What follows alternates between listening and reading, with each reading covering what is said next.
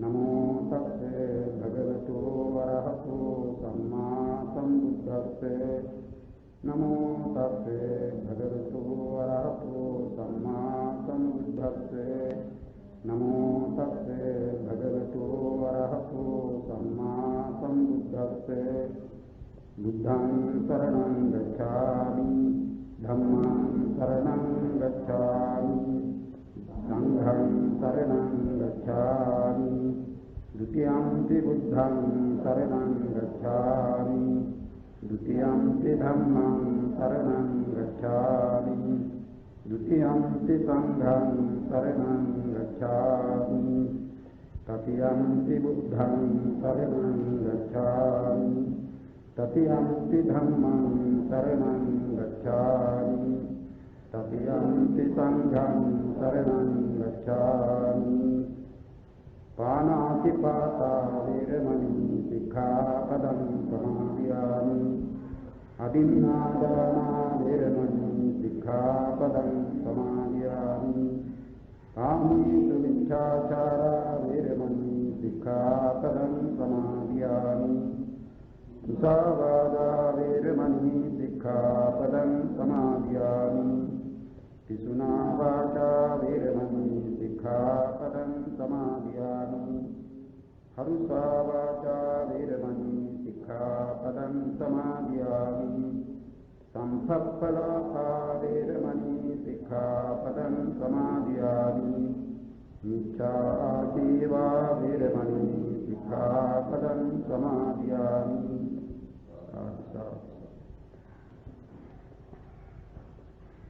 ඉන්ගතුනි පසුගිය දිනෙහි සාකච්ඡා කළේ සියලුම චෛතසික පිළිබඳව. ඒ පසුගිය පාඩම් පිළිබඳ වූ සමාලෝචනයක් නෙමෙයි. ඒ ගැන පිළිබඳවයි අපි කතා කළේ. අද ඊළඟට තිබෙන පාඩම නම් අභිධර්මාර්ථ සංග්‍රහයෙහි චෛතසික පිළිබඳ වූ සංප්‍රයෝග ණය කියන එක. අප ඉගෙනගෙන තිබෙනවා සිතා චෛතසික වුණුන්ගෙන් වෙන් කරන්නට බැරි විදිහට එකට බැඳී උපදනා ධර්ම වස්. සිත චෛතසිකයන්ගෙන් තොරව ඇතිවන්නක් නෙවෙයි. චෛතසිකත් සිතින් තොරව ඇතිවන්නක් නෙවෙයි. එහෙත් හැම සිත්වලම හැම චෛතසික යෙදෙන්නේ නැහැ. ඒ සිත්වල යෙදෙන චෛතසික හා ඒ චෛතසික යෙදෙන සිද්ද එක සමාන නෙවෙයි. එක නැත්නම් ඒ ඔක්කොම සිත්වල සියලුම චෛතසික යෙදෙනවා නෙවෙයි. ඒ නිසා චෛතසිකයන් පිළිබඳව තිබෙනවා ඉගෙනගත යුතු සංප්‍රයෝග ණය සංග්‍රහ ණය කියලා ක්‍රම දෙකක්. එයින් මුලින් කියන්නේ සංප්‍රයෝග ණය කියන එක. එයින් ඉගෙන ගන්නේ ඒ චෛතසික යෙදෙන සිත් මොනවද කියලායි දැනගන්න. ඒ චෛතසික යෙදෙන සිත් වෙන්කොට දැනගන්න. එයයි සංප්‍රයෝග ණයේදී ඉගෙන ගන්න. තව තිබෙනවා සංග්‍රහ ණය කියලා එකක්. ඒ සංග්‍රහ ණයේදී දැනගන්නේ ඒ සිත්වල යෙදෙන චෛතසික කොපමණද කියලා. එතකොට සිත්වල යෙදෙන චෛතසික වෙන්කොට දැන ගැනීම සංග්‍රහ ණය වශයෙන් ඒ චෛතසිකයන් යෙදෙන සිත් වෙන්කොට දැන ගැනීම සංප්‍රයෝග ණයටත් අයත් වනවා. ඒ සංප්‍රයෝග ණය කියන ඒ ක්‍රම දක්වනවා 16ක්. සංග්‍රහ ණය කියා දක්වනවා 33ක්. එයින් අප ඉගෙන ගන්නට ඕන අද සංප්‍රයෝග ණය කියන එක. අපි මුලදී චෛතසික පිළිබඳව කතා කරන විට දැනගත්තා සබ්බචිත්ත සාධාරණ චෛතසික, ප්‍රකීර්ණක චෛතසික, අකුසල චෛතසික, සෝබන සාධාරණ චෛතසික, ඒ වගේම ඒ සෝබන චෛතසික වලට ඇතුළත් අනිත් අර විරති චෛතසික 3, කරුණා මුදිතා 2 හා ප්‍රඥාව කියන ඒවා පිළිබඳව අප දැනගත්තා. ඒ සංප්‍රයෝග ණය ඉගෙනීමේදී පළමු කොටම දැනගන්නේ සබ්බචිත්ත සාධාරණ චෛතසික පිළිබඳ වූ සංප්‍රයෝග ණය. දැන් මේ සංප්‍රයෝග කියන වචනේ පළමු කොට තේරුම් ගන්නවා නම් කිය යුතුව තිබෙන්නේ සිත සමග සංප්‍රයෝග වීම චෛතසිකයන්ගේ සංප්‍රයෝගය. ඒ සංප්‍රයෝගය කියන එකෙන් දැක්වෙන්නේ කුමක්ද? ඒ සිතත් සමග එකට යෙදීම සංප්‍රයෝග. ඒ සංප්‍රයෝගය අර සංප්‍රයුක්ත වීම පිළිබඳව තිබෙන ලක්ෂණ හතරින් තේරුම් ගන්නට ඕන. අප චෛතසික ඉගෙන ගන්නකොට මුලදීම දැනගත්තේ සිත සමග එකටම උපදනා සිත නැතිවන විට ඒ සමගම නැතිවන සිත ගන්නා අරමුණම ගන්න සිත ඇසුරු කරන වස්තුවම ඇසුරු කරන ධර්මවලටයි චෛතසිකය කියන්නේ.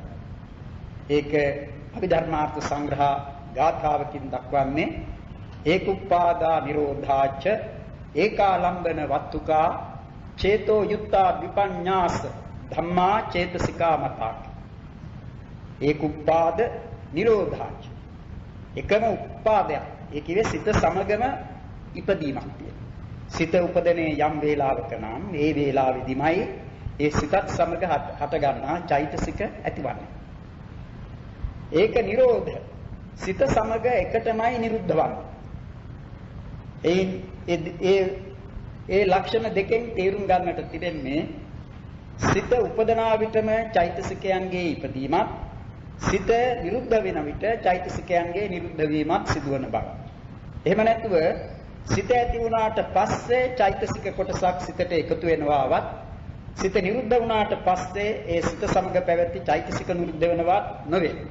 එකටමයි උපදින්නේ එකටමයි නිරුද්ධ වන්නේ.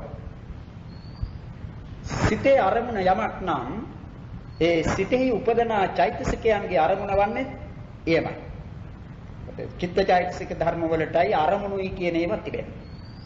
ඒ සිත යම් අරමුණක්ගෙන නම් උපදින්නේ සිත සමග ඇතිවන්නා වූ පස්ස වේදනා සංඥා චේතනා ඒකග්ගතා ජීවිතින්ද්‍රිය මනසිකාර තවත් අනිත් චෛතසික වෙත්නම් ඒ චෛතසික ගන්නේ අරමුණු වශයෙන් ඒ සිතින්ගත් අරමුණමයි. සිතේ අරමුණ හා චෛතසිකයන්ගේ අරමුණ වෙනස් වන්නට බෑ. එකම අරමුණක් ගන්න. ඒ නිසා ඒක ආරම්භන. ඒක වත්තුකයි කීවේ සිත හට ගන්නා තැන් ධර්මෙහි සඳහන් වෙනවා සයක් වශයෙන්. චක්කු සෝත ගාන જીවහා කාය හදය කියා ඒ වත්තු සයක් දක්වනවා. ඒ යම් වස්තුවක් ඇසුරු කොට නම් සිත උපදී. ඇස ඇසුරු කොට උපදනා සිතෙහි හට ගන්නා චෛතසික ඒ ඇසම ඇසුරු කොටයි ඇතිවන්නේ. චක්කු වත්තු ඇසුරු කොට. කන ඇසුරු කොට ඇතිවන්නා වූ සිත සමග ඇතිවන චෛතසික ඇසුරු කරන්නේ ඒ වස්තුව. ඒ වගේ ඒක වත්තුක. ඒ ඒක වත්තුක කියන ඒ ලක්ෂණය සිතයි කයයි දෙකම පවත්නා ලෝක සම්බන්ධවයි දක්වන්නට පුළුවන් වන්නේ. සිත තිබෙන කය නැති බ්‍රහ්ම ලෝක ගැන ධර්මෙහි ඉගෙනවෙනවා. අපි අභිධර්මාර්ථ සංග්‍රහයේ ඉගෙනගත්ත සිත් වලින් කොටසක් අරූපාවචර සිත්යි කියලා ඉගෙනගත්තා. එයින් ඒ අරූපාවචර විපාක සිත් ලැබෙන්නේම අරූප භූමිහි.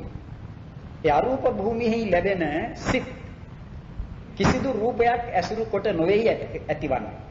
එමත් නිසාද ඒ භූමියෙහි රූප කිසිවක් නැහැ. ආරුපේ නත්ති කිංචිපි කියලා දක්වනවා. අරූප භූමියෙහි රූප කිසිවක් නැtei. ඒ කිසිදු රූපයක් නැති ඒ අරූප භූමියෙහි ද සිත ඇති වෙනවා. ඒ සිත ඇතිවන්නේ වස්තු නිස්රයක් නැතිව. ඒ නිසා ඒක වත්තුක කියන එක දක්වන්නට වන්නේ සිතයි කයයි දෙකම පවත්නා ලෝකයන්හි ඇතිවන්නා වූ සිත පිළිබඳව කතා කරන විට අරූප භූමිය පිළිබඳව නම් ඒ සංප්‍රයෝග ලක්ෂණ දක්වන්නේ ඒක වත්තුක කියන ඒ ලක්ෂණය අත්හරින්නට වෙනවා. ඒ අරූප භූමියේ ඇතිවන අපි අනිත් සිත් පිළිබඳව තවම ඒ භූමිය ඇසුරු කොට නැත්නම් ඒ වස්තු නිස්ත්‍රය කොට උපදනා වූ සිත් ගැන තවම කතා කරලා නැති බැවින් අපට සිත් හතරක් පිළිබඳව නම් තේරුම් ගන්නට පුළුවන්. අරූප භූමියේ මිස වෙන කොහේවත් ඒවා ඒ සිත් ලැබෙන්නේ නැහැ. අරූපාවචර විපාක සිත් හතර. ආකාසානං ඡායතන විපාක සිත, විඥානං ඡායතන විපාක සිත, ආකින්චඤ්ඤායතන විපාක සිත, නේව සංඥා නා සංඥායතන විපාක සිත.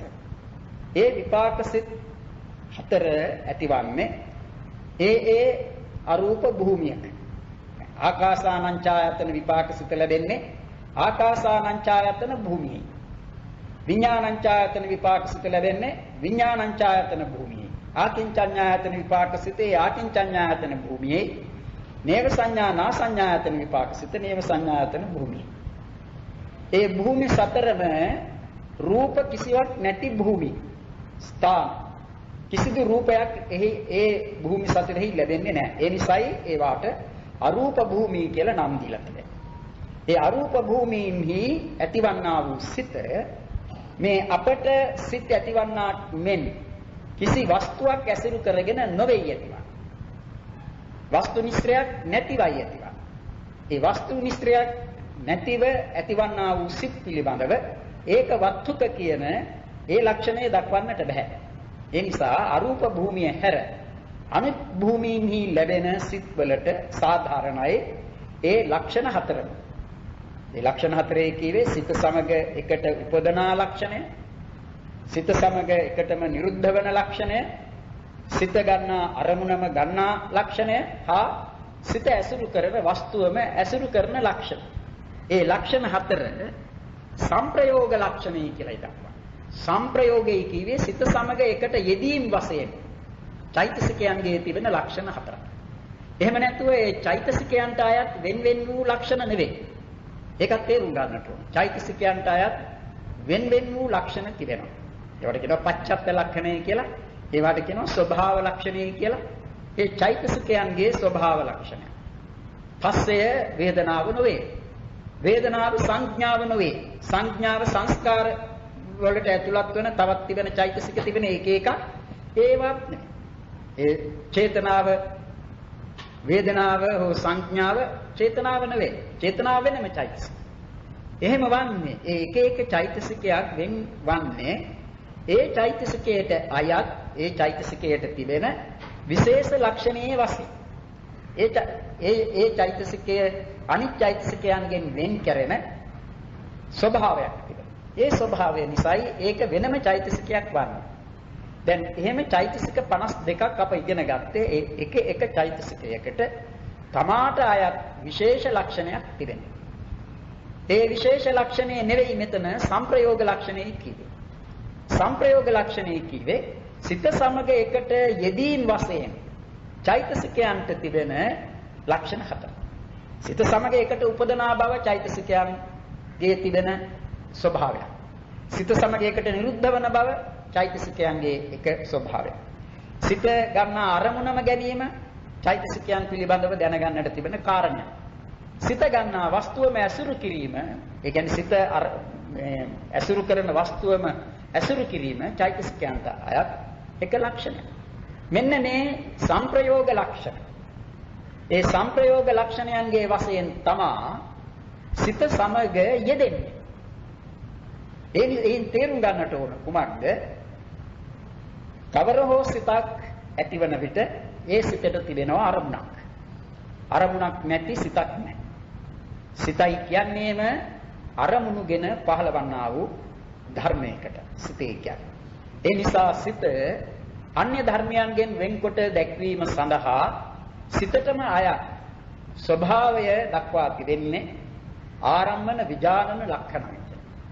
අරමුණ දැනගන්නා ස්වභාවයේ ලක්ෂණය සිතයි කියන්නේ.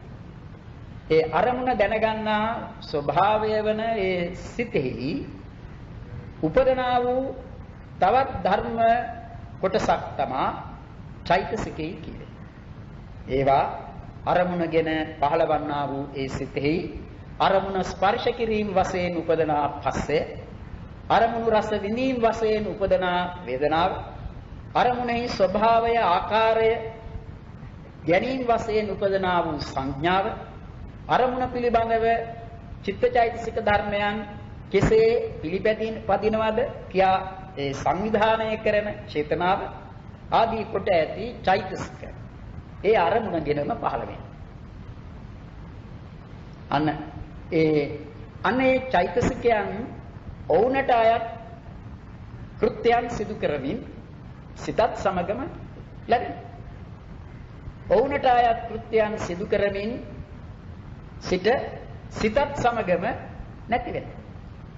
ඔවුනට අයත් කෘත්‍යයන් සිදු කරමින් ඒ සිත ගන්නා අරමුණම ගන්නවා. ඔවුනට අයත් කෘත්‍යයන් සිදු කරමින් ඒ සිත ඇසුරු කරන වස්තුවම ඇසුරු කොට උපදිනවා. ඒ තමයි සතර සංප්‍රයෝග ලක්ෂණ. ඒ සංප්‍රයෝග ලක්ෂණයන්ගේ වශයෙන් තමයි මේ සිත සමග එකට යෙදෙන්නේ.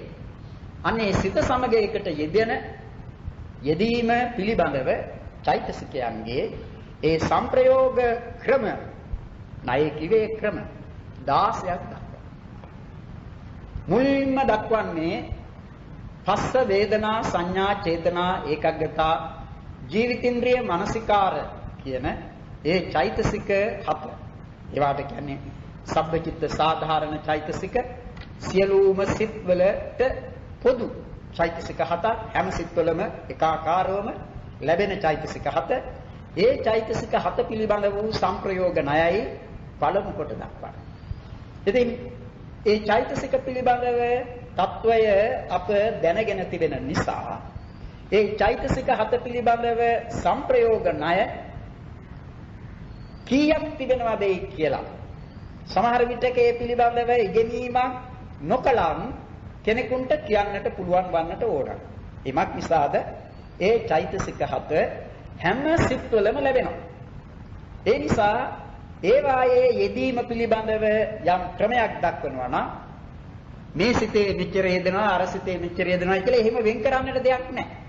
තිබෙන්නේ ඒ චෛතසික 6 හැම සිත්වලම යෙදෙනවා නම් හැම සිතේයි කියන්නේ කොපමණද?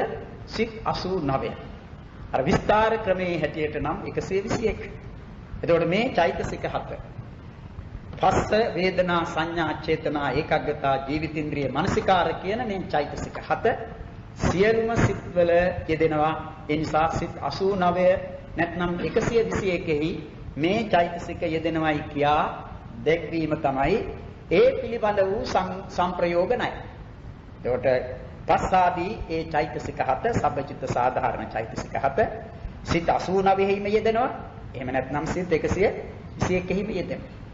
ඒ තමයි ඒ චෛතසික 7 පිළිබඳව සංප්‍රයෝග ණය. ඊට වඩා වෙනස් ඊළඟට කියන විතර්කාදී ප්‍රකීර්ණක චෛතසික 6 පිළිබඳ වූ සංප්‍රයෝග ණය. එමත් නිසාද විතර්කය හා විචාරය කියන මේ ධර්ම දෙකවත් එක සමාන වූ සිත් ගණනක යෙදෙන්නේ නැහැ. ඒ නිසා ඒවා පිළිබඳව සංප්‍රයෝග ණය දැක්වීමේදී ඒ එකිනෙකක් පිළිබඳව වෙන වෙනම සංප්‍රයෝගයක් දක්වන්නට වෙනවා. ඒ නිසා ඒවා තිබෙනවා 6ක්. ඒ 6ට සංප්‍රයෝග ණය 6ක් දක්වන්නට. ඒවා එක ඒ චෛතසික යෙදෙන සිත් වෙන්කොට දැක්වීම වශයෙන් ඒ චෛතසික 6ටම ඒවා යෙදෙන සිත් වෙනස් වෙන් කරලා පෙන්වන්නට ඕනේ 6 වරක්. ඒ 6ට ගැලපෙන පරිදි. ඒ නිසා අඤ්ඤ සමාන චෛතසික කියන ගොඩට ඇතුළත් වන චෛතසික 13 පිළිබඳවම සංප්‍රයෝග ණය දක්වනවා නම් කිව යුතුව තිබෙන්නේ සංප්‍රයෝග ණය 7ක් කියලා. සංප්‍රයෝග ණය 7ක්. අන්න ඒ විදිහට ඊළඟට අකුසල චෛතසිකයි අපි ඉගෙන ගන්න. ඒ අකුසල චෛතසික බෙදෙනවා මෝහ චතුස්කය, ලෝභත්‍රිකය, දෝෂ චතුස්කය, තීන මිද්දද්වය, විචිකිච්ඡාවය කියලා පහකට. ඒ නිසා ඒවායේ සංප්‍රයෝග ණයත් ඒ විදිහට දක්වනවා පහක් කරලා. ඊළඟට සෝභන චෛතසික පිළිබඳව ඉගෙන ගත්තේ. සෝභන චෛතසිකත් සෝබන සාධාරණ චෛතසික 19, විරති චෛතසික 3, කරුණා මුදිතා 2, ප්‍රඥා චෛතසිකය කියලා එහෙම වෙන්කොටත් ඉගෙන ගත්තා. ඒ නිසා ඒවා පිළිබඳවත් එහෙම වෙන වෙනම සංප්‍රයෝග ණය දක්වන්නට වෙනවා. ඒ විදිහටයි 16ක් එන්නේ. එතකොට අර පස්සාදී චෛතසික 7 පිළිබඳව ඒ සංප්‍රයෝග ණය ගැන කතා කරද්දී හුඟක් කතා කරන්නට නැහැ. තිබෙන්නේ ඒ පස්සෙන්තර කිසිදු සිතක් නැහැ. වේදනාවෙන්තර කිසිදු සිතක් නැහැ. සංඥාවෙන්තර කිසිදු සිතක් නැහැ. චේතනාවෙන්තර කිසිදු සිතක් නැහැ.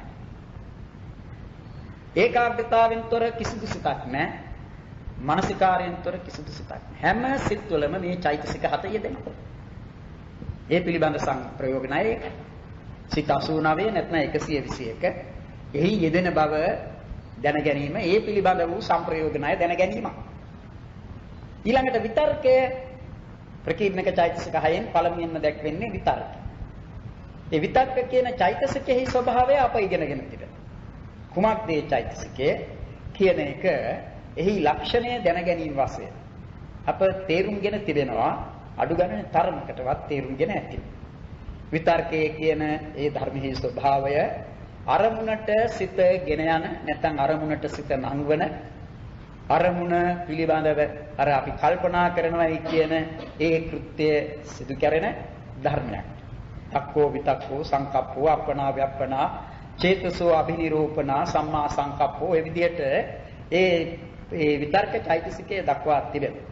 එයින් කරන්නේ ආරම්මනාභිනිරෝපණ ලක්ෂණ විතක්කෝ කියලා. ආරම්මනාභිනිරෝපණය කියන අරමුණට ඒ චිත්ත චෛතසික ධර්ම නංවන ස්වභාවය. විතර්කය. අනේ විතර්කයෙන් යුක්ත සිත් විතර්කය යෙදෙන සිත් පිරිසිඳ ගැනීම තමයි විතර්කයේ පිළිබඳ වූ සංප්‍රයෝග ණය. ඒ නිසා අභිධර්මාර්ථ සංග්‍රහයෙහි එනවා පාඨයක් පකින්නකේසුපන විතක්කෝත්පාව විපංච විඥාන වජ්ජිත කාමාවචර චිත්තේසු චේව ඒකාදසසු පඨමඥාන චිත්තේසු ඡාති පංච පඤ්ඤාස චිත්තේසු උපජ්ජති. එයින් කියන්නේ පකින්නකේසු කියේ ප්‍රකීර්ණ කියන අතුරෙන් කියන එක. විතක්කෝතාව විතර්කයේ වනාහි විපංච විඥාන වජ්ජිත කාමාවචර චිත්තේසු චේව. කාමාවචර සිත් අප ඉගෙනගෙන තිබෙනවා 54ක්. ඒ 54ක් වූ කාමාවචර සිත් වලින් විපංච විඥානයයි කියා වෙන් කරන්නේ චක්කු විඥානාදී සිත් 10ක්. විපංච විඥානයේ කීවේ අකුසල විපාක චක්කු විඥානාදී සිත් 5ක්. කුසල විපාක චක්කු විඥානාදී සිත් 5ක්. ඒවා මේ පින්නතුන් ඉගෙන ගත්තා. අහේතුක සිත් 18 පිළිබඳව අප කතා කරන්නේ. ඒ අහේතුක සිත් 18න් 10ක් තමයි විපංච විඥානයි කියන්නේ. උපේක්ෂා සහගත චක්කු විඥානය, උපේක්ෂා සහගත සෝත විඥානය, උපේක්ෂා සහගත ගාන විඥානය, උපේක්ෂා සහගත જીවහා විඥානය, දුක්ඛ සහගත කාය විඥානය. ඒ අකුසල විපාක චක්කු විඥානාදී පස. ඊළඟට කුසල විපාක චක්කු විඥානාදී පස තමයි ඒ උපේක්ෂා සහගත චක්කු විඥානය, උපේක්ෂා සහගත සෝත විඥානය, උපේක්ෂා සහගත ගාන විඥානය, උපේක්ෂා සහගත જીවහා විඥානය, සුඛ සහගත කාය විඥානය. මෙන්න මේ 10ටයි විපංච විඥාන කියලා කොයි තැනක ආවත් එන්නේ. ඔය 10 ගැන විපංච විඥාන. දැන් ඒ ප්‍රකීර්ණක චෛතසිකයන් අතුරෙන් විතර්ක චෛතසිකය. ප්‍රකීර්ණකයන්ගෙන් පළමුවෙන් විතර්ක චෛතසිකය දෙපස් විඥාන කියන මේ 10 හැර ඉතිරි කාමාවචර සිත්වලද කාමාවචර සිත් සියල්ලම 54ක් කියා අප ඉගෙන ගත්තා. එයින් මේ විපංච විඥානයේ කියන සිත් 10 අත්හැරියම ලැබෙන්නේ සිත් 44යි. ඒ 44 දැක්වීමටයි ඒ පාඨය යොදලා තිබෙන්නේ. විපංච විඥාන වජ්ජිත කාමාවචර චිත්තේසු චේව. ඊළඟට ඒ පාඨයේ ඉතිරි කොටස තමයි ඒකාදසසු පඨමඥාන චිත්තේසු චාති. ඒකාදසසු පඨමඥාන චිත්තේසු චිත්. ඒකාදසසු කියේ 11ක් වන ප්‍රථම ධ්‍යාන සිත්වලද ප්‍රථම ධ්‍යාන සිත් 11ක් දක්වන. ඒ සිත්වලද විතර්කය යෙදෙනවායි.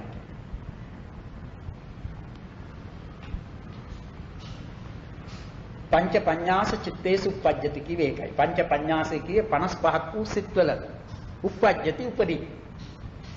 විතර්කයේ සිත් 55ක ලැබෙන බවයි එයින් කියවෙන්නේ. ඒ 55 තමා කාමාවචර සිත් වලින් විපංච විඥානයේ හැර ඉතිරි සිත් 44ත් ප්‍රථම ධ්‍යාන සිත් 11ක්. දැන් එහෙම කීවාම මේ පින්වතුන්ට පුළුවන්කම තිරෙන්නට ඕන. අප මේ කඩු ලෑල්ලක් මේ සඳහා පාවිච්චි කරන්නට හිතුවේ නෑ. මේවා මේ පටිගත කරන නිසා ඒ නිසා ඒවා ලියා දැක්වීමට අවස්ථාවක් දෙන්නේ නැහැ. පසුව වුණත් ඒ ගැන සලකලා බලන්නට ඕන. දැන් අපිට පේනෙන්නට ඕන අපි ඉගෙනගත්ත සිත් වලින් මේ සිත් වෙන් වෙලා කියන්නේ අපි ඉගෙනගත්ත ආකාරයෙන් ඒක පේනෙන්නට. විපංච විඥානයේ ලැබුණේ අහේතුක සිත් 18ෙහි මුලට. අහේතුක සිත් 18ෙන් මුල්ම 10 තමයි විපංච විඥානයි. ඒ 10යි අත්තරින්නේ කාමාවචර සිත්වල. එවිට අකුසල් සිත් 12ම එනවා. අතුලත් වෙනවා විතර්කයේ යෙදෙන සිත්වලට. අකුසල් සිත් 12. අහේතුක සිත් මේ 10 හැර ඉතිරි 8ම එනවා. ඊළඟට ආවේ කාමසෝබන සිත්. මෙතන තිබෙන්නේ අකුසල් සිත් 12යි අහේතුක සිත් කීයද? 8යි එකතු වුණාම 20යි. කාමසෝබන සිත් කීයක් තිබුණද? 24යි.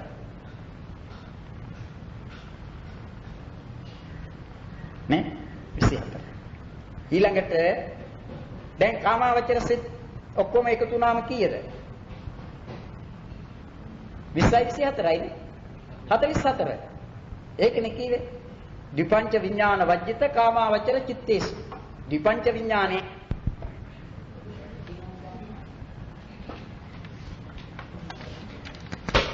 කාමාවචර සිත්වල මේක තියෙන බැටරි.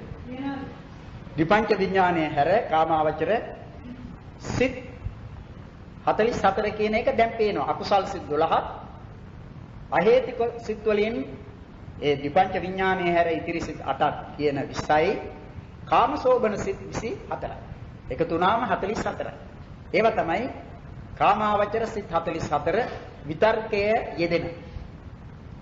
ඊළඟට ඒකාදසසු පඨමඥාන චිත්තේසු කීවේ ප්‍රථම ධ්‍යාන සිත් 11යිද ප්‍රථම ධ්‍යාන සිත් 11. මොනවද මේ ප්‍රථම ධ්‍යාන සිත් 11 කියන්නේ? ඒ ප්‍රථම ධ්‍යාන සිත් 11 නම් කීයට හැකි නෙමෙයි පින්නතුන්ට. ඒ ප්‍රථම ධ්‍යාන වශයෙන්ම අප ඉගෙනගත්ත රූපාවචර සිත් වලට ඇතුළත් සිත් කීයක් තියෙනවද? ප්‍රථම ධ්‍යාන සිත්යි කියලා ගත්ත. ප්‍රථම ධ්‍යාන සිත්යි කියලා 3ක් තියෙනවා. ප්‍රථම ධ්‍යාන කුසල් සිත, ප්‍රථම ධ්‍යාන විපාක සිත, ප්‍රථම ධ්‍යාන ක්‍රියාසිත.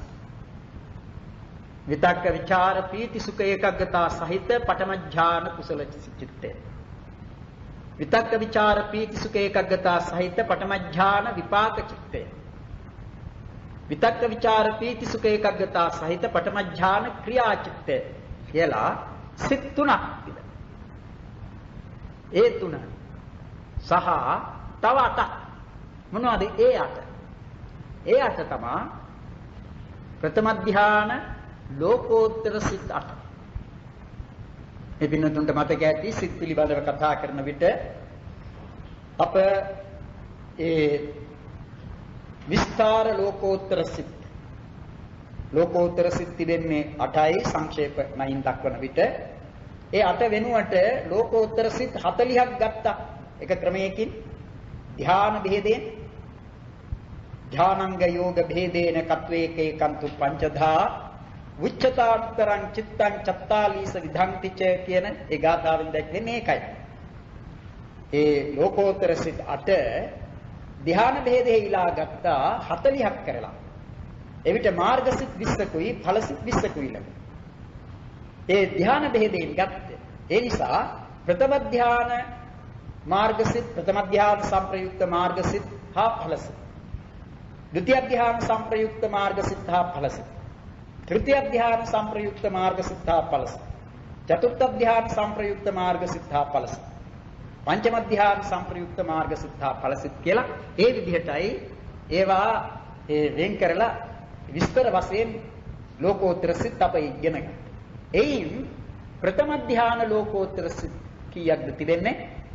8ක් තිබෙනවා. 8ක්. විතක්ක ਵਿਚාර තීති සුඛ ඒකග්ගතා සහිත පඨම ඥාන සෝතාපට්ටි මග්ග චිත්තය. විතක්ක ਵਿਚාර තීති සුඛ ඒකග්ගතා සහිත පඨම ඥාන සකදාගාමි මග්ග චිත්තය. විතක්ක ਵਿਚාර තීති සුඛ ඒකග්ගතා සහිත පඨම ඥාන අනාගාමි මග්ග චිත්තය. විතක්ක ਵਿਚාර තීති සුඛ ඒකග්ගතා සහිත පඨම ඥාන අරහත් මග්ග චිත්තය. ඒ වගේම විතක්ක ਵਿਚාර පීති සුඛ ඒකග්ගතා සහිත පඨම ඥාන සෝතාපට්ටි ඵල චිත්තය. සකදාගාමි ඵල චිත්තය, අනාගාමි ඵල චිත්තය, අරහත් ඵල චිත්තය. මේ පිළිවෙලින් මේ විදිහට ගන්නට. එහෙම ගත්තම ප්‍රථම ධ්‍යාන ලෝකෝත්තර සිත් තිබෙනවා 8ක්. ඒ 8යි ප්‍රථම ධ්‍යාන සිත් 3යි 11යි. ඒ 11 ගෙන තමා කිවේ මෙතන දක්වා තිබෙන්නේ පඨම ධ්‍යාන සිත් 11යිද කියලා.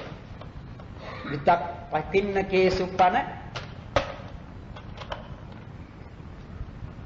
පකින්නකේ සුප්පන විතක්කෝතාව විපංච විඥාන වජ්ජිත කාමාවචර චිත්තේසු චේව ඒකාදසසු පඨම ඥාන චිත්තේසු චේති පංච පඤ්ඤාස චිත්තේසු පජ්ජති.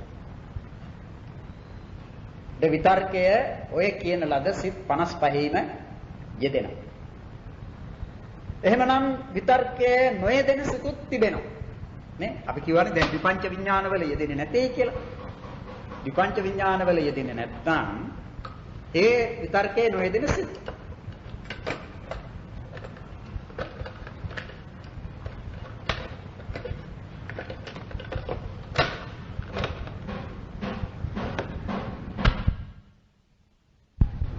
ඒ කාමාවචර සිත් ඉතිරි සියල්ලගේම යෙදෙනවා. විපංච විඥානවල යෙදෙන්නේ නැහැ. ඊළඟට මහග්ගත සිත් අතුරෙන් ප්‍රථම ධ්‍යාන සිත් තුනෙහි යෙදෙනවා. ධ්‍යාන සංප්‍රයුක්ත ලෝකෝත්තර සිත් 8හි යෙදෙනවා. ඒ නිසායි අපි ප්‍රථම ධ්‍යාන සිත් 11හි යෙදෙනවා කියලා ගන්නවා. දැන් එහෙම නිසා විතර්කයේ නොයෙදෙන සිත් කොපමණද කියලා මේ එකම තේරුම් ගන්නට ඕන. විතර්කයේ යෙදෙන සිත් 55යි විතර්කයේ නොයෙදෙන සිත් 30යි. ඒක ගණන් වශයෙන් නම් දැනගන්නට පුළුවන්. අර විස්තර ලෝකෝත්තර සිත් ඇතුළත් කොට සිත් ගණන දක්වන තැනදී එන්නේ 121යි කියලානේ. 121යි. ඒ 121කින් 55ක් වුයි මෙන් දැන් අප ගත්තේ වෙන් කරලා විතර්කයේ යෙදෙන සිත් හැටියට. ඒ 55ක් ගැනීම නිසා 121කින් ඉතිරි වෙන සියලුම සිත්වල විතර්කයේ යෙදෙන්නේ නැති සිත් කියලා වෙන් කර ගන්නට ඕන. එතකොට කීයද ලැබෙන්නේ? 66ක්. ඒ 66හි විතර්කයේ යෙදෙන්නේ නැහැ. ඒ විතර්කයේ නොයෙදෙන සිත් 66ට කාමාවචර සිත් වලින් ඇතුළත් වන්නේ මොන සිද්ද කියලා අහුවොත් දැන් කියත හැකි නේද? මොන සිද්ද? විපංච විඥානේ කියන ඒ සිත් 10. විතර්කයේ නොයෙදෙන සිත් 10ක්. අනිත් ඒවා ලැබෙන්නේ කොතැනද? අනිත් ඒවා ဒုတိ ය ධ්‍යාන සිත්, තෘතිය ධ්‍යාන සිත්, චතුර්ථ ධ්‍යාන සිත්, හා පංචම ධ්‍යාන සිත් කියන ඒවා. මගත්තම ඒ විතර්කයේ නොයෙදෙන සිත් හැටියට දත යුත්තේ විපංච විඥාන සිත් 10ත්, විපංච විඥානයේ කියන ඒ සිත් 10ත් ද්විතිය ධ්‍යාන සිත් 11, තෘතිය ධ්‍යාන සිත් 11, චතුර්ථ ධ්‍යාන සිත් 11 සහ පංචම ධ්‍යාන සිත් 23. ඒකත් මතක තියෙනවා. ඒ ද්විතිය ධ්‍යාන සිත් 11යි කීවේ අර ප්‍රථම ධ්‍යාන සිත් 11 ගත්ත විදිහටම රූපාවචර ද්විතිය ධ්‍යාන සිත් 3ක් ධ්‍යාන ද්විතිය ධ්‍යාන සංප්‍රයුක්ත ලෝකෝත්තර සිත් 8ක්. එහෙමයි ද්විතිය ධ්‍යාන සිත් 11 ගන්න. තෘතිය ධ්‍යාන සිත් 11 ගන්නෙත් ඒ විදිහට. රූපාවචර කුසල විපාක ක්‍රියා කියන තෘතිය ධ්‍යාන සිත් 3ක් ලෝකෝත්තර සිත් 8ක්. තෘතිය ධ්‍යාන සංප්‍රයුක්ත ලෝකෝත්තර සිත් 8ක්. චතුර්ථ ධ්‍යාන සිත් 11 කීවෙත් ඒ රූපාවචර චතුර්ථ ධ්‍යාන සිත් 3ක් සුඛ ඒකග්ගතා සහිත චතුත්ථ ධ්‍යාන කුසල චිත්ත විපාක චිත්ත ක්‍රියා චිත්ත කියලා දැනගත්ත ඒ සිත් 3ක් චතුර්ථ ධ්‍යාන සංප්‍රයුක්ත ලෝකෝත්තර සිත් 8ක්. පංචම ධ්‍යාන සිත් 23යි කියනවා. ඒ පංචම ධ්‍යාන සිත් 23යි කීවේ පංචම ධ්‍යාන කුසල් සිතයි විපාක සිතයි ක්‍රියා සිතයි කියා රූපාවචර පංචම ධ්‍යාන සිත් 3ක් තිබෙනවා. ඒ 3යි පංචම ධ්‍යාන සංප්‍රයුක්ත ලෝකෝත්තර සිත් 8යි. එවිට 11ක්. අනිත් ඒවා පිළිබඳව අනිත් ධ්‍යාන ලෝකෝත්තර සිත් පිළිබඳව කිව්වා වගේ එතනත් ලැබෙනවා 11ක්. ඒ 11ට එකතු කරනවා අරූපාවචර සිත් 12. අරූපාවචර සිත් 12ක් තිබෙනවානේ. කුසල් 4යි විපාක 4යි ක්‍රියා 4යි. ඒ එකතු වුණාම කීයද? එතකොටයි 23 වෙන්නේ. ඒකයි පංචම ධ්‍යාන සිත් 23යි කියන්නේ. අන්න ඒ සිත් 66යි විතර්කයේ යෙදෙන්නේ. ඉතින් නොයෙදෙන්නේ මොන කරුණක් නිසාද කියන එකත් මේ එකම දැනගන්නට ඕන. එතකොටයි මේ පිළිබඳව දැනුම පිරිසිදුයි කියලා දක්වතේ. මේ එකම තිබෙන්නට ඕන.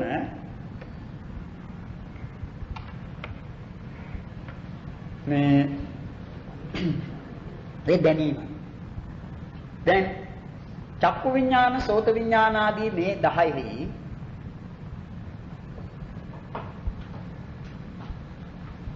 විතර්කාදී ඒවා යෙදෙන්නෙම නැහැ.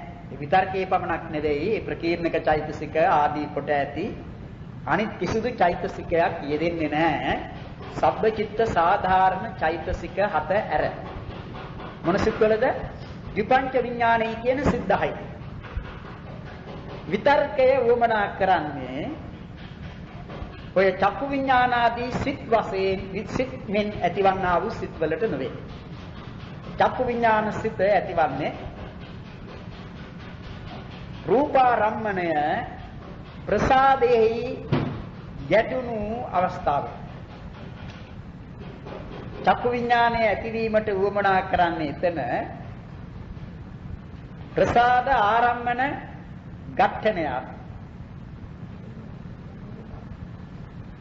ඝට්ටනය නිසා ඇතිවන දෙයක්. ඉතින් අර ඒ අවස්ථාවේදී භවංග සම්පතිය නැවති මේ අරමුණ කරා සිත් පරපුර හරවන ආවර්ජන සිත ඉපදුනාට පසු චක්කු විඥානය ලැබෙනවා. ඒ චක්කු විඥානය ලැබෙන්නට චක්කු ප්‍රසාදය රූපාරම්මණය කියන මේ දෙක ගැටීම නිසා සිදුවන දෙයක් මිසක මේ අරමුණ කරා යාමේ ව්‍යාපාරයක් ඒ සිතට අවශ්‍ය වන්නේ නැහැ.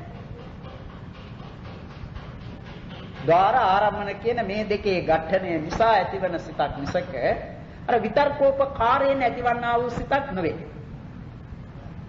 ඒ චක්කු විඥානාදී සිත් 10ම එහෙමයි. එයින් අන්‍ය වූ සිත් වලට ඒ తත්වේ නැහැ. ඒවට විතර්කය ඕනේ. අරමුණා කරා යන ඒ චිත්තචෛතසික ධර්ම අරමුණු කරා ගෙන යන විතර්කෝපකාරය ඒ සිත් වලට ඕනේ. ඒ ඊළඟට ද්විතිය ධ්‍යාන සිත්වල සිට ඉහළට කියනකොට ඒ සිත්වලත් විතර්කයේ යෙදෙන්නේ නැහැ කියලා. විතර්කයේ යෙදෙන්නේ නැහැනේ. ඒ කොහොමද බලන්න?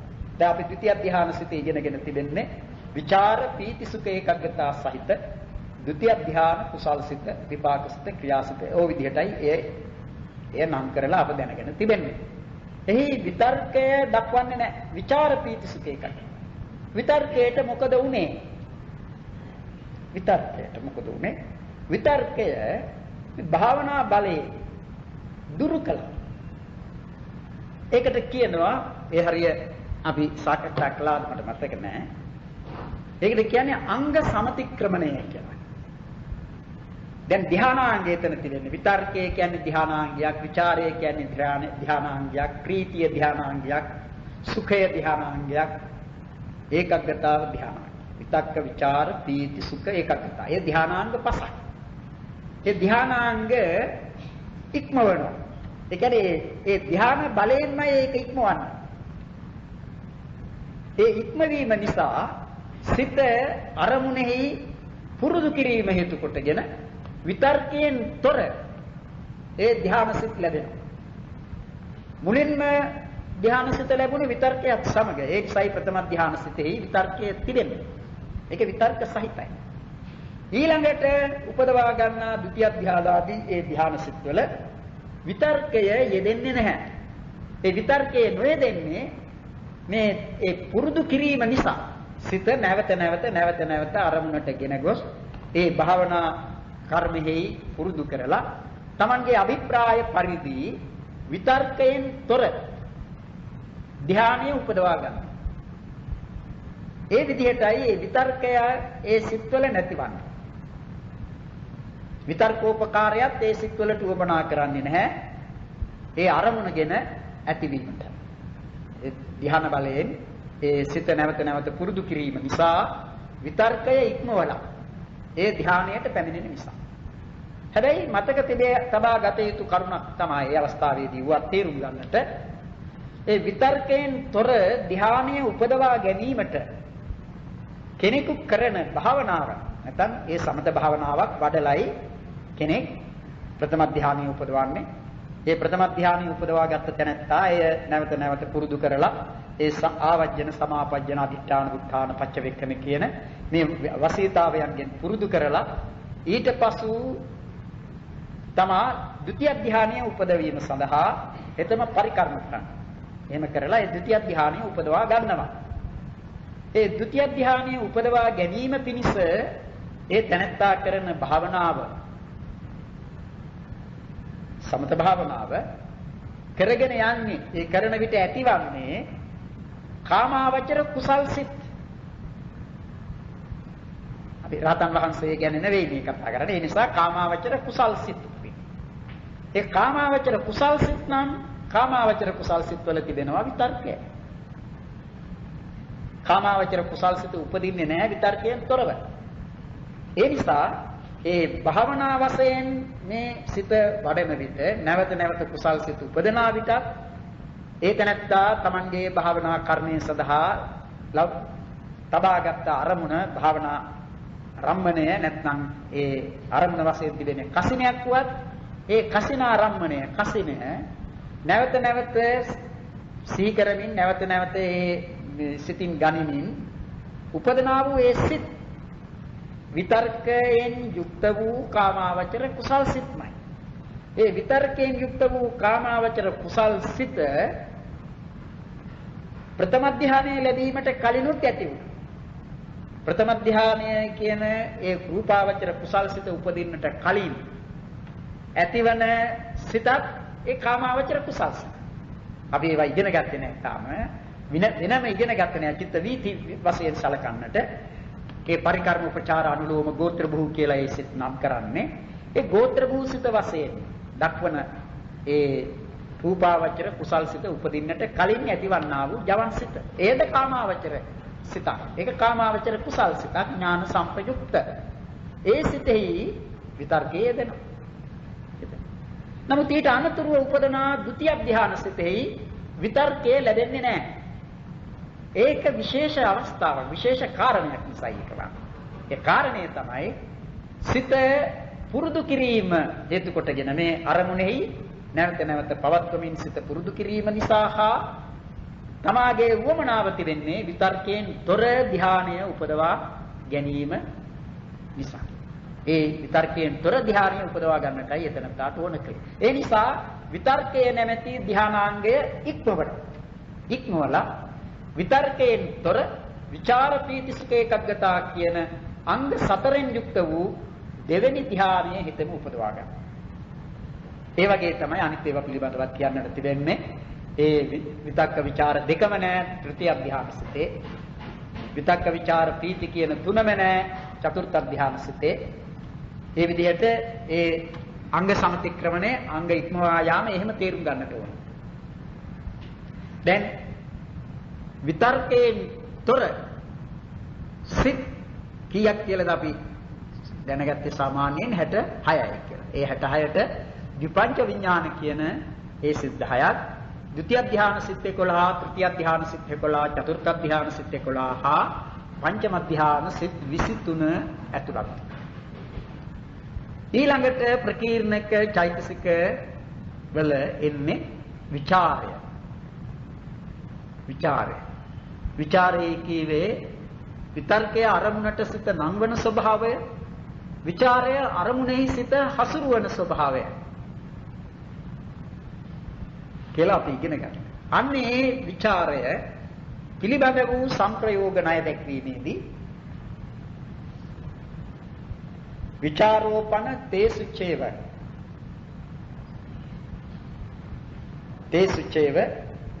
ඒකාසස්සු ဒုတိ ය ඥාන චිත්තේසු චේති සංපයෝගං ගච්ඡති. විචාරය විතර්කය පිළිබඳව විතර්කයේ යෙදෙන සිත්යයි කියලා වෙන් කළ ඒ සිත් 55යිද, ဒုတိ ය ධ්‍යාන සිත් 11යිද කියන චසත්ති චිත්තේසු ජායති 66ක් වූ සිත්වල ලැබේ.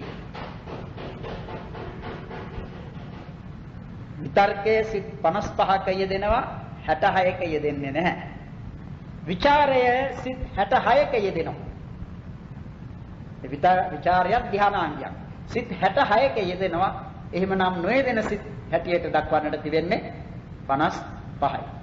121 ක්‍රමයෙන් ධානාංග පිළිබඳව සංප්‍රයෝග ණය දැක්වීමේදී මතක තබාගත යුතු එක කරුණක් තමයි ඒ සංප්‍රයෝග ණය දැක්වීමේදී සිත් ගණන ගන්නේ 121ක් වශයෙන්. ඒ නිසා විචාරය විතර්කයේ යෙදෙන සිත් 55ෙම ලැබෙනවා. කාමාවචර සිත් 44ක්, ප්‍රථම ධ්‍යාන සිත් 11ක්. ඒ 55ට එකතු කරනවා ද්විතිය ධ්‍යාන සිත් 11. ඒ ද්විතිය ධ්‍යාන සිත් 11ෙහි විචාරය තිබෙනවා. ඒ නිසා තමයි ද්විතිය ධ්‍යාන සිත් 11 නම් කරන්නේ විචාර පීති සුඛ ඒකග්ගතා සහිත ද්විතිය ධ්‍යාන කුසල චිත්තය, ද්විතිය ධ්‍යාන විපාක චිත්තය, ද්විතිය ධ්‍යාන ක්‍රියා චිත්තය, ඒ වගේම මාර්ග සිත් ඵල සිත් දක්වන තැනදී විචාර පීති සුඛ ඒකග්ගතා සහිත ද්විතිය ධ්‍යාන සෝතාපට්ටි මග්ග චිත්ත, සකදාගාමි මග්ග චිත්ත, අනාගාමි මග්ග චිත්ත, අරහත් මග්ග චිත්ත, විචාර පීති සුඛ ඒකග්ගතා සහිත ද්විතිය ධ්‍යාන සෝතාපට්ටි ඵල චිත්ත, සකදාගාමි ඵල චිත්ත, අනාගාමි ඵල චිත්ත, අරහත් ඵල චිත්ත කියලා එහෙම නම් කරන්නේ. ඒ 11ත් එකතු වුණාම සිත් 66ක විචාරයේ යෙදෙන. සිත් 55ක විචාරයේ යෙදෙන්නේ නැහැ. ඒ නොයෙදෙන සිත් 55ට විපංච විඥානයයි කී ඒ සිත් 10ක් ඇතුළත්. ඒ 10ත් ඒ 10ට 55 වන්නට එකතු කරන්නට තිබෙන්නේ කීයද?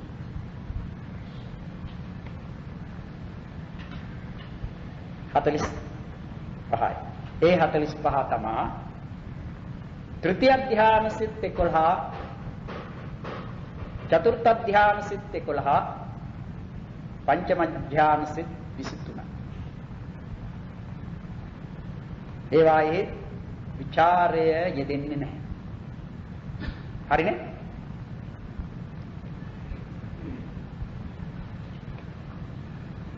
නොයෙදෙන සිත් 55, යෙදෙන සිත් 66. ඊළඟට එන්නේ ප්‍රීතිය.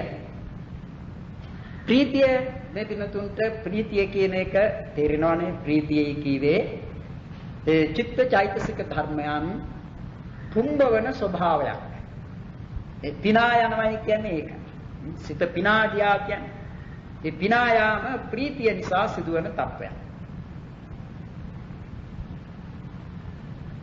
අන්න ඒ ප්‍රීතිය තිබෙනවා. ඉතින් ඒ ඔකාම ධර්ම නිසා ඇතිවන සාමිස ප්‍රීතිය තිබෙනවා. සාමිස ප්‍රීතිය කියන එක.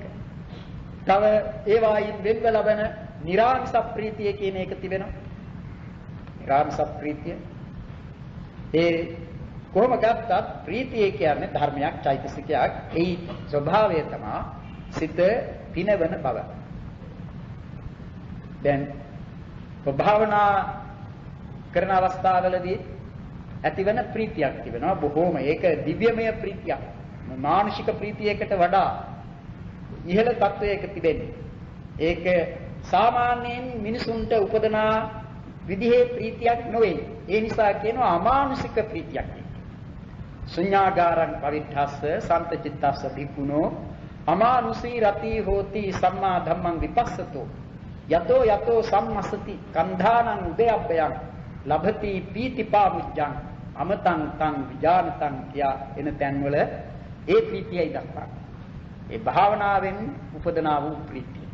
දැන් ඒ ප්‍රීතිය ඇතැම් විටක කෙනෙකුට විදර්ශනෝපත් ක්ලේශයක් හැටියටත් ඇත.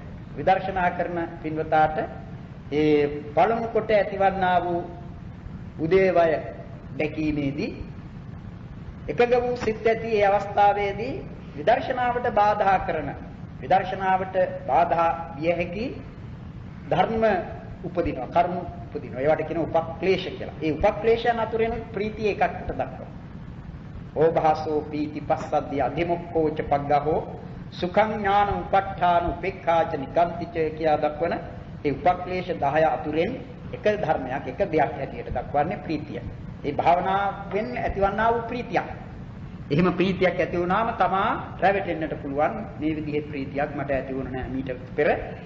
ඇත්තෙන්ම මම මාර්ගයකට ඵලයකට පැමිණෙන්නට ඇතේ කියලා ඒ වැරදි හැඟීමක් ඇති කරගෙන ඒ ප්‍රීතියෙහි කෙනෙක් ඇලෙන්නට පුළුවන්. නිකාන්තිය ඇති කරගෙන. අනේ ඒ කොයි විදිහේ හරි ප්‍රීතිය කියන එක සිත පිනවන ස්වභාවයක්. ඒ ප්‍රීතියත් ධානාංගයක. ප්‍රීතිය ධානාංගයක්. ඒ නිසායි ඒ විතක්ක ਵਿਚාර පීති කියලා නෙන්නේ. අනේ විතර්කයයි ਵਿਚාරයයි දෙකම නැති පීති සුඛ ඒකග්ගතා සහිත තතියඥාන සිතේ කියලා එකක් තියෙනවා. තතියඥාන කුසල් සිත, විපාක සිත, ක්‍රියා සිත. ඒ නිසා ප්‍රීතිය පිළිබඳව සංප්‍රයෝග නැදැක්වීමේදී ඒ ධානාංගයක් බැරි. සිත් ගණන ගන්නට තිබෙන්නේ 121 ක්‍රමයක්. ඉතින් ප්‍රීතිය යෙදෙන්නට බැරි සිත්, යෙදෙන්නේ නැති සිත්, යෙදෙන්නට බැරි නෙමෙයි යෙදෙන්නේම නැති සිත් පළමු කොට ඒ අභිධර්මාර්ථ සංග්‍රහ පාඨයේ දක්වා තිබෙන්නේ. පීති දෝමනස්සුපේක්ඛා සහගත කාය විඥාන චතුත්ථඥානික වජ්ජිත චිත්තේසු. ඒ විදිහටයි කියන්නේ.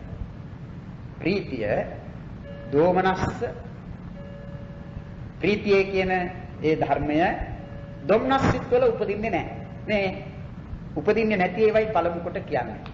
දොම්නස් සිත්වල උපදින්නේ නැහැ. දොම්නස් සිත් කීයක් තිබෙනවද? දෙකක් තිබෙනවා.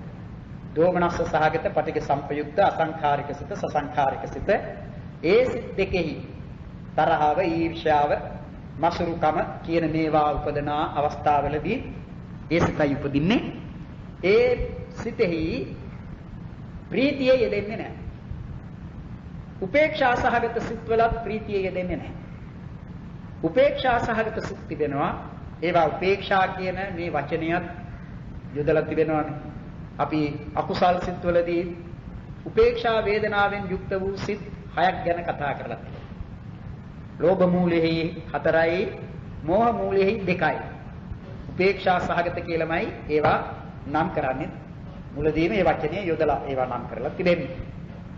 ඒ වගේම අහේතුක සිත්වලත් උපේක්ෂා සහගත සිත් තිබෙනවා. දුක්ඛ සහගත කාය විඥානය, සුඛ සහගත කාය විඥානය, සෝමනස්ස සම්තීරණය, සෝමනස්ස හසතුප්පාදය කියන ඒ හතර හැර ඉතිරි 14ම උපේක්ෂා සහගත සිත්. කාම සෝබනේත් අපි උපේක්ෂා සහගත සිත් 12ක් ගැන කතා කරලා තිබෙනවා. 24න් 12ක් උපේක්ෂා සහගත. ඊළඟට ධ්‍යාන සිත්වල පංචම ධ්‍යාන සිත් 23ම අපි එහෙම ගත්තොත් ලෝකෝත්තරේවත් එකතු කරලා පංචම ධ්‍යාන සිත් 23ම උපේක්ෂා සහගත. ඒ විදිහට උපේක්ෂා සහගත සිත් තිබෙනවා 55ක්. ඒ 55යි ප්‍රීතිය යෙදෙන්නේ නැහැ. එතකොට දෝමනස්ස සිත් දෙකෙහි හා උපේක්ෂා සහගත 55යි. තව තියෙනවා ප්‍රීතිය නොයෙදෙන ඒවා. මේ කීවේ ඒ දක්වන පරිදි. ප්‍රීති දෝමනස්ස උපේක්ඛා සහගත.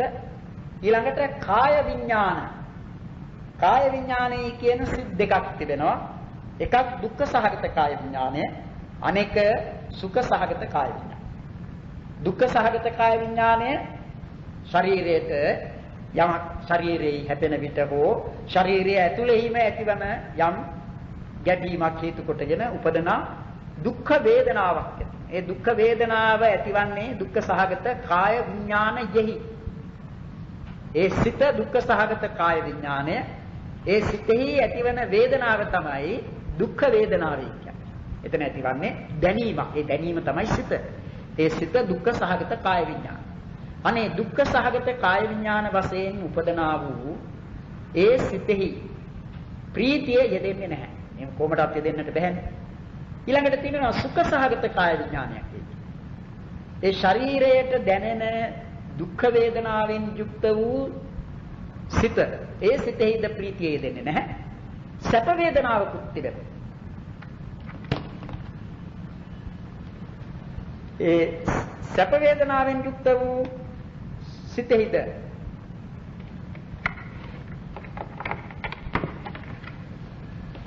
ඒ සැප වේදනාවෙන් යුක්ත වූ සිතෙහිද කාය විඥාන සිතෙහිද ප්‍රීතිය දෙන්නේ නැහැ. ඒකට කියන්නේ සුඛ වේදනා. එතකොට දුක්ඛ සහගත කාය විඥානයේ සුඛ සහගත කාය විඥානයේ කියන ඒ සිත් දෙකෙහිද ප්‍රීතිය යෙදෙන්නේ නැහැ.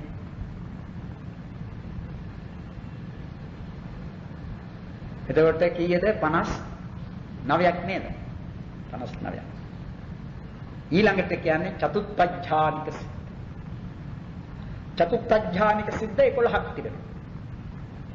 දන්නවනේ? දැන් අපි ඉස්සෙල්ලා කිව්වේ චතුත්ථඥානික සිත් 11යි කිව්වේ සුඛ ඒකග්ගතා සහිත චතුත්ථඥාන කුසල් සිත, චතුත්ථඥාන විපාක සිත, චතුත්ථඥාන ක්‍රියා සිත, සුඛ ඒකග්ගතා සහිත චතුත්ථඥාන සෝතාපට්ටි මග්ගචිත්ත, සකදාගාමි මග්ගචිත්ත, අනාගාමි මග්ගචිත්ත, අරහත් මග්ගචිත්ත, සුඛ ඒකග්ගතා සහිත චතුත්ථඥාන සෝතාපට්ටි ඵලචිත්ත, සකදාගාමි ඵලචිත්ත, අනාගාමි ඵලචිත්ත, අරහත් ඵලචිත්ත කියන ඒ 11. එතකොට කීයද? 70යි නේද? සිත 70ක නේද? 70ක ප්‍රීතිය යෙදෙන්නේ නැහැ. දෝමනස්ස දෙකයි, උපේක්ෂා සිත් 55යි, දෝමනස්ස සායකට දෝමනස්ස උපේක්ෂා කාය විඥාන සිත් දෙකයි, චතුත්ථඥානික සිත් 11යි. 70යි. ඉතිරි සිත් 51යි ප්‍රීතිය යෙදෙනවා. මතක තබාගත යුතු ඒක ලේසි දැනගන්නට ප්‍රීතිය යෙදෙන සිත් හැම විටම වාගේ නැත්නම් හැම තැනම ප්‍රීතිය යෙදෙන්නේ සෝමනස්ස සිතෙහි එක අවස්ථාවකදී හැර. සෝමනස්සය කියන්නේ ඒක ඒ සෝමනස්සයම සුඛ නාමයෙන් දැක්වෙනවා චතුත්ථඥානික සිත්වලදී. අනේ චතුත්ථඥානික සිතෙහි එන සුඛය සමග ඒ එතන සුඛය කිව්වේ සෝමනස්සයමයි. ඒ සමග ප්‍රීතිය යෙදෙන්නේ නැහැ. ඒක ධ්‍යාන බලයේ දුරු කළ බැරි. අර ඉස්සෙල්ලා විතර්කාදී ඉවත් කළේ ඒ වගේ ඉක්මවනවා. ඒ අවස්ථාවේදී නැහැ. එහෙම නැත්නම් හැම සෝමනස්ස සිතකම ප්‍රීතිය තිබෙනවා. දැන් අපි ගතහොත් සෝමනස්ස සහගත සිත් තිබෙනවා ලෝභ මූලෙහි. ඒ සමග ප්‍රීතිය තිබෙනවා. සෝමනස්ස සහගත සිත් තිබෙනවා කාම සෝබණෙහි. ප්‍රීතියක් තිබෙනවා. ඒ සෝමනස්ස වේදනාව සුඛ නාමයෙන් දක්වන්නේ ධ්‍යාන සිත්වලදී ඒ සුඛයෙන් යුක්ත වූ සිත් තමයි ප්‍රථම ධ්‍යාන, ဒုတိ ය ධ්‍යාන, තෘතිය ධ්‍යාන, චතුර්ථ ධ්‍යාන කියන මේ සිත්. එයින් ප්‍රථම, ဒုတိ ය, තෘතිය කියන ඒ සිත් සමග ඇතිව ඒ සිත්වල තිබෙන සෝමනස්සයත් සමග සුඛයත් සමග ප්‍රීතියක් තිබෙනවා. චතුර්ථ ධ්‍යාන සම්ප්‍රයුක්ත සෝමනස්සයේ සමග එතන සුඛය කියලා දක්වන සෝමනස්සයේ සමග ප්‍රීතිය යෙදෙන්නේ නැහැ. ඒ ප්‍රීතිය ඉක්මෙව්වා. ඒකයි. ප්‍රීතිය ධානාංගයක් වශයෙන් ලැබෙන මේ ප්‍රීතිය ඉක්මවා තමා ඒ චතුර්ථ ධානය උපදවන්නේ. එතකොට ප්‍රීතිය යෙදෙන සිත් තිබෙන්නේ 51යි. කාමසෝබනේ මේ අකුසලෙහි අකුසල් වල ලෝභ මූලෙහි ලැබෙන සෝමනස්ස සිත් 4ක්. අහේතුකෙහි එන සෝමනස්ස සිත් 2ක්. සොම්නස් සම්තීර්ණයයි සොම්නස් හසිතුප්පාදයයි 6යි. කාමසෝබනේහි 12ක් 20යි.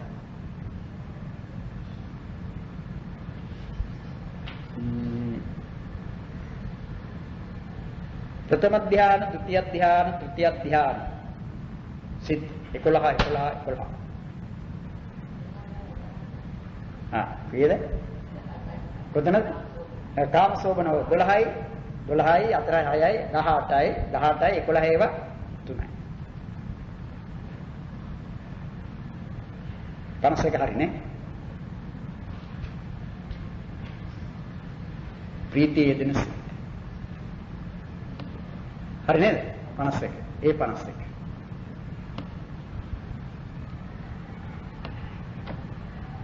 ඒ 51 ඉන්නේ සෝමනස්ස සිත් ලෝභ මූලෙහි සෝමනස්ස 4යි.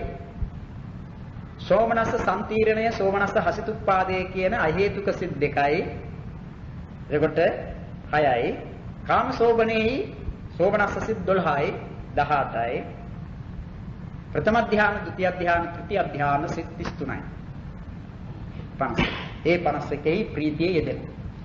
70ක යෙදෙන්නේ නැහැ. 121කින් 51ක යෙදෙන. ඊළඟට